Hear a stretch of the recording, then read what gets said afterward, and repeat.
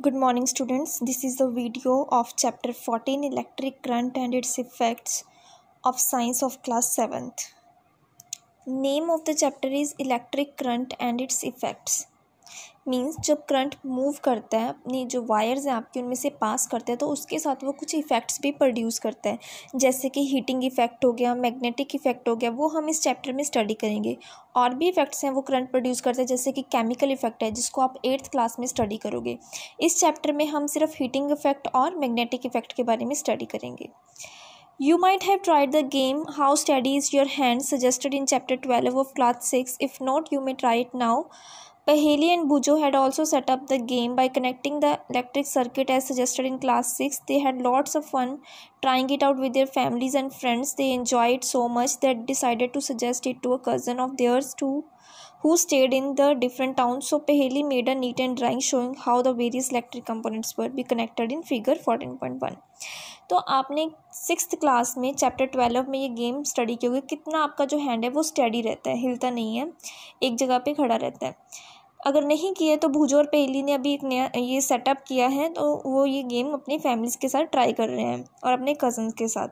क्या है इस सेटअप में, देखो यहाँ पे 2 आयरन नील्स लगा रखी हैं, ये एक सेल है जो करंट सोर्स है, ये वायर्स हैं जो कनेक्ट की गई हैं, यहाँ पे ये स्विच का काम कर रहा है, और यहाँ पे जो वायर्स हैं एक बल्ब से कनेक्ट है और ये वायर आगे किससे, एक मेटल की की से कनेक्ट है। क्या करना है, इस मेटल की की को इस वायर के अराउंड लेकर जाना है आपने। अगर तो आपका हैंड स्टेडी है और वो बिल्कुल इसके पास से निकल जाता है विदाउट टचिंग दिस वायर, तो आपका बल्ब ग्लो नहीं करेगा। लेकिन अगर आपका हैंड स्टेडी नहीं है, जैसे ये मेटल की है इसे वायर को टच करेगी तो आपका जो बल्ब है वो ग्लो कर जाएगा। तो इस तरह से ये गेम वो खेलते हैं। Can you draw this circuit conveniently, क्या इस सर्किट को आप और कोई कन्वीनियंट मेथड, ईजी मेथड से ड्रॉ कर सकते हो।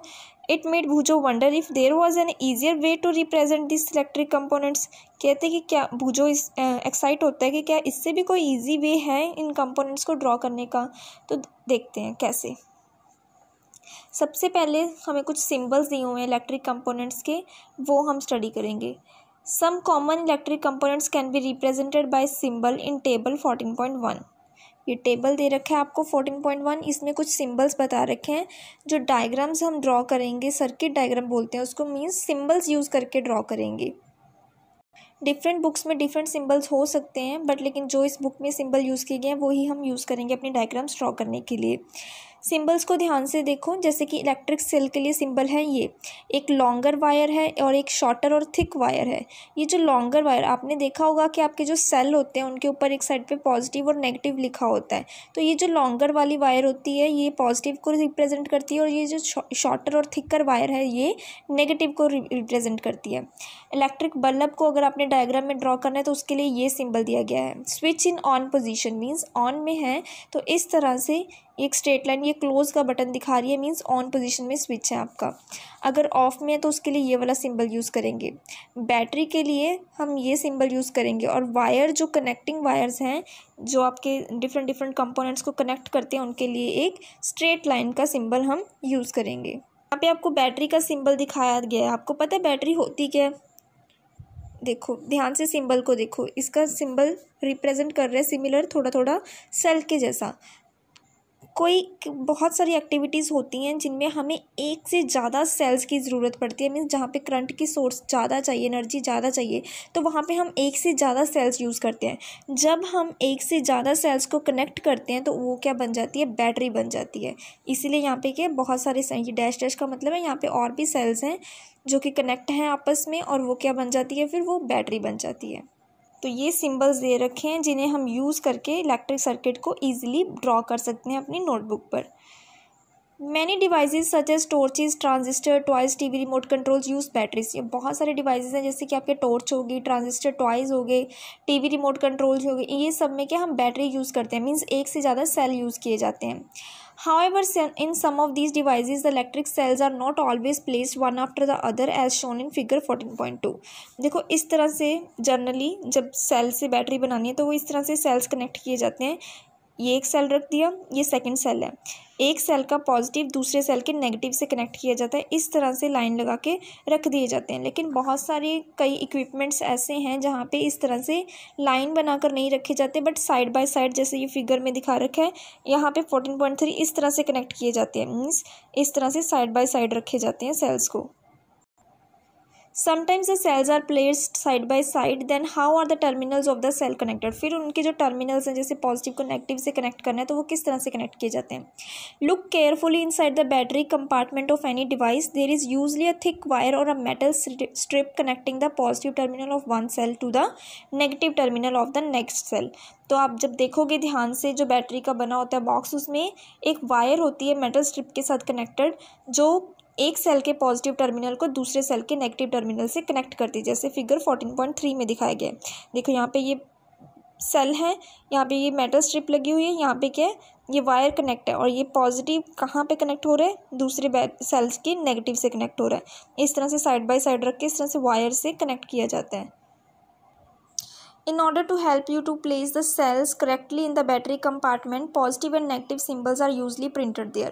तो आपको मतलब easy रहे तो वो बैटरी कंपार्टमेंट में ऑलरेडी पॉजिटिव और नेगेटिव सिम्बल्स जो हैं वो प्रिंट किए होते हैं, ताकि जब आप इस तरह से रखो सेल्स तो आपको ध्यान रहे कि किस साइड पे पॉजिटिव रखना है और किस साइड पे नेगेटिव रखना है।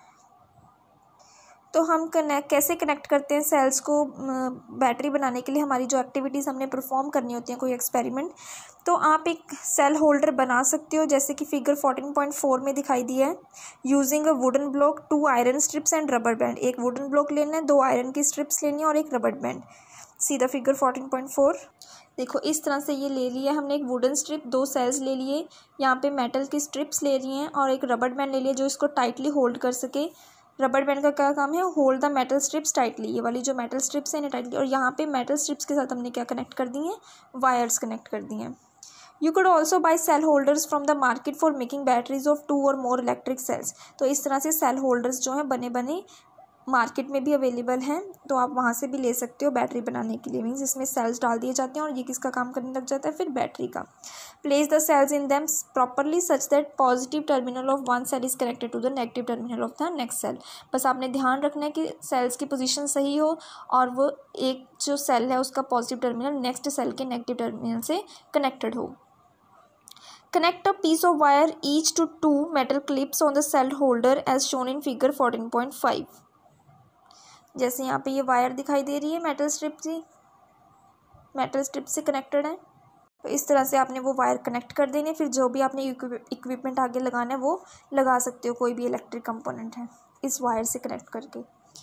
Your battery is ready for use, आपकी बैटरी यूज़ के लिए रेडी है। The symbol used for representing a battery is shown in table 14.1। और जो सिंबल यूज़ कर रहे हैं बैटरी के लिए हमने पहले देख चुके हैं 14.1 में, एक बार दोबारा देख लो। ये वाला सिंबल जो है बैटरी के लिए यूज़ किया जाता है। Paheli and Bhujo wondered whether the batteries used in tractors, trucks and inverters are made from the cells, then why it is called battery? Can you help them to find the answer? तो जो trucks और batteries में होते हैं वहाँ पे भी क्या बहुत सारे सेवरल सेल्स कलेक्ट करके बनाए जाते हैं, यूज़ किए जाते हैं, इसीलिए सेवरल सेल की कनेक्शन होती है, इसलिए उसे क्या बोलते हैं, बैटरी बोलते हैं। स्लाइटली जो उनका स्ट्रक्चर है वो थोड़ा बहुत जो सिंपल ड्राई सेल्स होते हैं उनसे डिफरेंट होता है, बट वो सेवरल कलेक्शंस हैं सेल्स की, बहुत सारे सेल्स यूज़ किए जाते हैं, इसलिए उसे क्या बोला जाता है, बैटरी बोला जाता है, जो ट्रैक्टर्स, ट्रक्स और इन्वर्टर्स में यूज़ करते हैं। भूजो ने कहा था कि उस जो आपको फिगर दिखाई गई थी स्टार्टिंग में, कि उससे किस तरह से आपने मतलब ड्रॉ करना है, कोई भी अगर इलेक्ट्रिक सर्किट हो उसे डायग्राम सिंबल किस तरह से सिंबल यूज़ करके इजीली नोटबुक पे ड्रॉ करना है। तो एक्टिविटी 14.1 में वो आपको करके दिखा रहे हैं। See the activity 14.1। Make the electric circuit shown in figure 14.7. You used a similar circuit in class 6 to make electric bulb glow. एक सर्किट लेना है आपने, जैसे यहाँ पे आपको फिगर 14.7 में दिखाई गया है। क्या है इसमें, एक सेल है, कनेक्टिंग वायर्स हैं, ये स्विच के लिए यहाँ पे लगाया गया है, और ये क्या है, बल्ब है। तो यहाँ से देखो करंट आएगा आपका, ये इलेक्ट्रिक सोर्स है, करंट का सोर्स है ये सेल।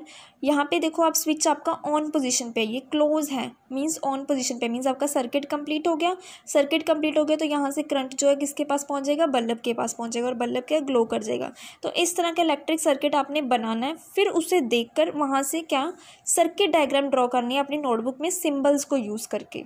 तो जो सिंबल्स को यूज़ करना ना बहुत ज़्यादा इजी होता है, इसीलिए जनरली कोई भी सर्किट डायग्राम है वो सिंबल्स में हम लोग रिप्रेजेंट करते हैं। देखो ध्यान से देखो, यहाँ पे क्या है, हमारे पास एक सेल है, वो हमने यहाँ पे रिप्रेजेंट कर दिया, सेल का सिंबल ये होता है, यहाँ पे रिप्रेजेंट कर दिया। उसके बाद सेल से यहाँ पे ये कनेक्टिंग वायर है जो कि एक बल्ब से कनेक्ट है, तो ये बल्ब का सिंबल है वो यहाँ पे ड्रॉ कर दिया गया। बल्ब से आगे जो एक वायर कनेक्ट कर रही है वो आपके इस स्विच को कनेक्ट कर रही है, तो इस तरह से हमने यहाँ पे इसको एक स्विच से कनेक्ट कर दिया। ये सिंबल किसका है, स्विच का, क्लोज स्विच का, यानी कि ऑन पोजीशन पे, और आपका बल्ब क्या ग्लो कर रहा है। देखो इस तरह से लाइट दिख रही है ना, ये ग्लोइंग बल्ब का सिंबल है। तो यहाँ पे क्या है, स्विच ऑन पोजीशन पे है, और यहाँ से ऑन से फिर एक वायर किससे कनेक्ट कर रही है, सेल की पॉजिटिव टर्मिनल से। तो यहाँ पे हमने ये कनेक्ट कर दी पॉजिटिव टर्मिनल से। इस तरह से जो आपकी सर्किट डायग्राम है, जैसे 14.7 में आपका इलेक्ट्रिक सेटअप था, वैसे ही हमने सर्किट डायग्राम बना दी यूजिंग सिम्बल्स। तो इस तरह से हम सिम्बल्स को यूज़ करके कोई भी डायग्राम ईजिली ड्रॉ कर सकते हैं।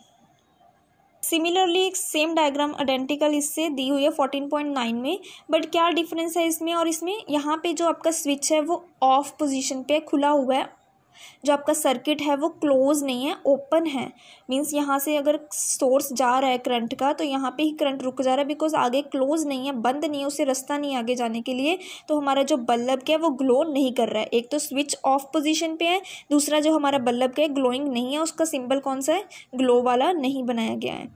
तो इस तरह से ये एक ऑफ पोजीशन का दिखाया गया है और एक ये ऑन पोजीशन का दिखाया गया है आपको symbol. Notice that the key और switch can be placed anywhere in the circuit. जो की जो होती है, इसको ये स्विच है, इसको की भी बोलते हैं। की या स्विच है, इसे कहीं भी आप अपने सर्किट में रख सकते हो, जैसे यहाँ पे यहाँ रखा है, और इस डायग्राम में यहाँ पे अबव द बल्ब दिखाई दे रहा है आपको, तो इसे कहीं भी रख सकते हो आप। When the switch is in the on position, the circuit from the positive terminal of the battery to the negative terminal is complete. जैसे कहीं पे भी रख सकते हैं आप स्विच को, जैसे स्विच ऑन हो जाएगा बस आपका जो सर्किट है वो कंप्लीट हो जाएगा, और जो आपका सर्किट में से जो सर्किट है जो आपका पॉजिटिव से नेगेटिव टर्मिनल की तरफ कंप्लीट हो जाएगा। The circuit is then set to be closed and the current flows through the circuit instantly. और सर्किट को हम क्या बोलेंगे, तब क्लोज सर्किट बोलेंगे जब स्विच ऑन पोजीशन पे है और आपका जो करंट है वो सर्किट में से फ्लो करना स्टार्ट कर देगा। When the switch is in the off position, the circuit is incomplete। जब स्विच ऑफ पोजीशन पे है तो उस सर्किट को इनकम्प्लीट सर्किट बोलते हैं, और उसे हम ओपन सर्किट भी बोलते हैं। No current flow through any part of the circuit. कोई करंट फ्लो नहीं करेगा किसी भी सर्किट के पार्ट में से, बिकॉज अगर वो ओपन हो गया तो यहाँ से करंट आगे मूव ही नहीं कर पाएगा, तो हमारा जो बल्ब तक करंट रीच नहीं कर पाएगा और बल्ब ग्लो नहीं कर पाएगा। तो इसे हम क्या बोलेंगे, ओपन सर्किट। और ऑफ है हमारा जो स्विच क्या है, ऑफ पोजीशन पे है। In bulb there is a thin wire called the filament. Bulb में एक थिन वायर होती है, देखो इस तरह से सिंबल दिख रहा है बल्ब का, यहाँ पे ये एक वायर बनी हुई है, इसको क्या बोलते हैं, फिलामेंट बोलते हैं। Which glows when an electric current passes through it, when the bulb get fuse its filament is broken. जो कि ग्लो करती है जब इसमें से करंट पास होता है। देखो यहाँ से जब करंट पास होता है ना, तो करंट जब यहाँ पे पहुँचता है फिलामेंट तक, ये फिलामेंट का यहाँ पे टेम्परेचर क्या राइज कर देता है, वो इतना ज़्यादा राइज हो जाता है कि वो ग्लो करने लग जाती है, रेड हॉट हो जाती है, पूरी ग्लो करने लग जाती है, जिसकी वजह से हमारा जो बल्ब है वो भी ग्लो करता हुआ हमें दिखाई देता है। इसीलिए जब आप देखा होगा आपने कई बार, जो आपका स्विच ऑन होने के बाद जो बल्ब को अगर आप टच करके देखोगे स्लाइटली, तो वो गर्म होता है। वो इसीलिए होता है बिकॉज करंट मूव करने के बाद ये जो वायर है वो पूरी गर्म हो जाती है, रेड हॉट हो जाती है, जिसकी वजह से क्या, हीटिंग इफेक्ट की वजह से बल्ब पूरा रेड हॉट हो जाता है, वायर रेड हॉट हो जाती है, जिसकी वजह से बल्ब क्या ग्लो करता है।